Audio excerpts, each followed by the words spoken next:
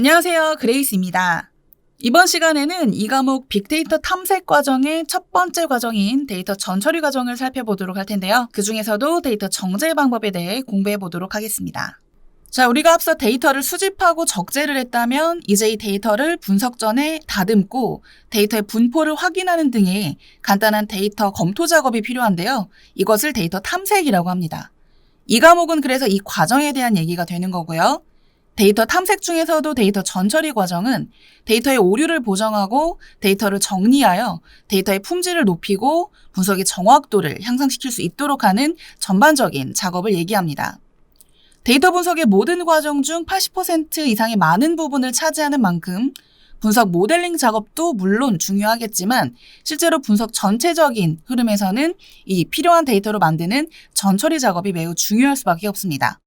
전처리 작업은 크게 데이터 정제, 즉 클렌징 작업과 분석 변수 처리 작업으로 나누게 됩니다. 데이터 정제는 중복값 제거, 결칙치 처리, 이상치 처리 같은 데이터를 다듬는 과정이라고 보시면 되고, 분석 변수 처리는 변수의 형태를 변경하거나 새로운 유도 변수를 만드는 등 변수를 직간접적으로 변환을 하는 작업을 말합니다. 데이터 정제 과정에 대해 자세히 살펴보면 데이터 정제 작업은 결측값을 채우거나 이상값을 제거 혹은 수정하는 과정을 통해 데이터의 품질, 즉 신뢰도를 높이는 작업이라고 말씀을 드렸죠. 정제 절차로는 우선 오류 원인을 분석하고 정제 대상을 선정한 다음 각각에 맞는 정제 방법을 결정하는 순으로 진행이 됩니다. 먼저 정제가 필요한 데이터 오류에는 크게 세 가지가 있는데요. 결측값이란 분석에 필요한 필수적인 데이터가 입력되지 않고 누락된 값을 말하는데 데이터에 따라 삭제가 가능한 경우라고 한다면 결측값을 갖는 데이터를 삭제하기도 하지만 데이터를 삭제한다는 것은 그만큼 분석에 쓸 자료가 줄어든다는 의미이므로 삭제보다는 적절하게 대치를 하는 것이 좋습니다.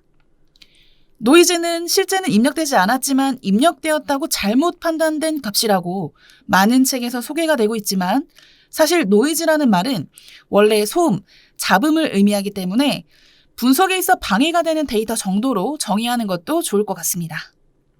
마지막으로 이상값인데요. 이상값은 일반적인 범위에서 많이 벗어난 값을 의미합니다. 역시 제거나 다른 값으로 대체하여 처리하고 있습니다. 다음은 정제 대상 선정인데요.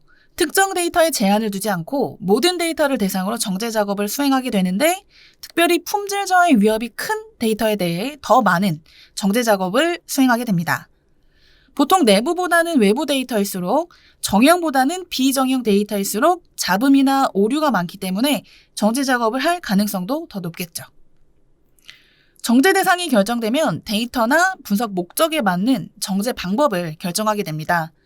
크게 분석 데이터에서 아예 삭제하거나 대체 예측값 삽입을 통해 처리하게 되는데 삭제의 경우 오류 데이터에 대해 부분 혹은 컬럼 전체를 삭제할 수도 있지만 이런 무분별한 혹은 무작위적 삭제는 중요 데이터를 잃게 될 수도 있어 반드시 필요한 경우만 하는 게 좋습니다. 또한 평균, 최빈값, 최대, 최소값 등으로 단순 대체하는 방법도 있지만 시간의 흐름에 따라 변화되는 시계열 데이터에 속한 결측치 같은 경우는 시계열 보관이나 회기식을 통해 예측하여 대체하기도 합니다. 바로 다음과 같은 예를 설명드릴 수가 있는데 특정 컬럼의 데이터가 분석에 있어 매우 중요한 컬럼인데 결측치가 중간에 삽입되어 있어 왼쪽처럼 연결되지 않고 중간이 끊기게 되는 경우라고 한다면 이를 시계열 흐름에 따라 잃어버린 정보를 추측하여 채워넣는 보관 작업을 수행하게 되면 오른쪽 그래프처럼 결측값이 대치되어 분석을 수행할 수 있게 됩니다. 데이터 정제 작업은 오류를 줄이기 위한 작업도 있지만 데이터 일관성을 위해 하기도 하는데요. 예를 들면 다양한 날짜의 형식을 하나의 포맷으로 통일하거나 성별의 경우 M과 F로 모두 변환하는 작업이 있을 수 있고요. 이런 규칙을 적용하기 위해 원본의 데이터에서 의미 있는 데이터로 분할하는 작업을 파싱이라고 하는데 주민번호에서 성별이나 생년월일만 추출하는 경우를 예를 들 수 있겠습니다. 마지막으로 일관적으로 표현하기 위해 추가 정보가 필요한 경우는 보강을 하여 데이터를 통일하기도 합니다. 자, 그럼 이번 시간에 배운 내용을 정리해 볼까요? 빅데이터 탐색 과정 중 데이터 전처리 과정에 대한 의미, 왜 해야 되는지, 왜 중요한지 꼭 알아두시고요. 그 중에서도 이번 시간에는 데이터 정제 작업이 어떤 내용인지 공부해보았죠. 특별히 암기해야 할 내용은 없고요. 각각의 의미들만 잘 이해하고 넘어가시면 될 것 같습니다.